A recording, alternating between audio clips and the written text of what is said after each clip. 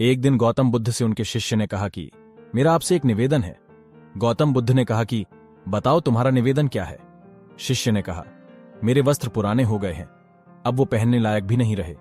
क्या आप मुझे नए वस्त्र देने का कष्ट कर सकते हैं? गौतम बुद्ध ने उनके शिष्य के वस्त्र देखे। सच में वे बहुत पुराने हो गए थे। इसलिए बुद्ध ने एक अन्य शिष्य को आदेश दिया कि तुम इन्हें नए वस्त्र दिलवा दो। कुछ दिन बाद जब गौतम बुद्ध उस शिष्य से मिले तब उन्होंने उनसे पूछा कि क्या तुम्हें अब अपने नए वस्त्रों में आराम मिल रहा है? तुम्हें और कुछ तो नहीं चाहिए ना? तभी उस शिष्य ने कहा, धन्यवाद प्रभु, मुझे अब इन वस्त्रों में बिल्कुल आराम मिल रहा है, मुझे और कुछ भी नहीं चाहिए। गौतम बुद्ध ने शिष्य से पूछा कि अब जब तुम्हारे पास नए वस्त्र है तो तुमने अपने पुराने वस्त्र का क्या किया? शिष्य ने कहा, प्रभु, अब मैं उसे ओढ़ने के लिए प्रयोग में ले रहा हूं।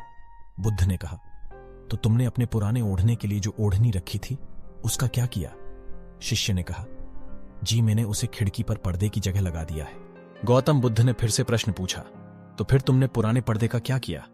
तुमने उसे फेंक दिया? शिष्य ने कहा, जी नहीं, मैंने पुराने पर्दे अभी तक फेंके नहीं हैं। मैंने तो उसके 4 टुकड़े किए और उनका उपयोग मैं रसोई में गर्म पतीलों को आग से उतारने के लिए कर रहा हूं। बुद्ध ने पूछा, तो फिर तुमने अपने रसोई के पुराने कपड़ों का क्या किया?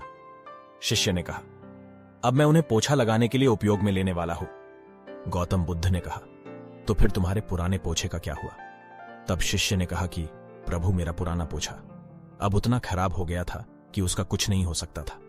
इसलिए मैंने उस पुराने पोछे का एक एक धागा अलग कर दिया और उसमें से दिए की बातियां तैयार कर ली और उन्हीं बातियां में से एक कल रात आपके कक्ष में प्रकाशित की थी। गौतम बुद्ध अपने शिष्य से संतुष्ट थे।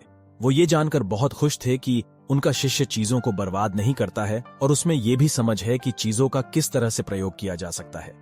आज के जमाने में जब प्राकृतिक संसाधन दिन प्रतिदिन कम होते जा रहे, तब ऐसे समय में हमें यही कोशिश करनी चाहिए कि हम कैसे चीजों को बर्बाद होते हुए रोक सकते हैं और उसका सही से इस्तेमाल कर सकते हैं। हम सब मिलकर अपने छोटे छोटे प्रयत्नों से और चीजों को बर्बाद न करके इस धरा को बचा सकते हैं।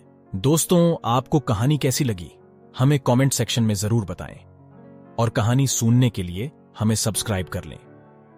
धन्यवाद।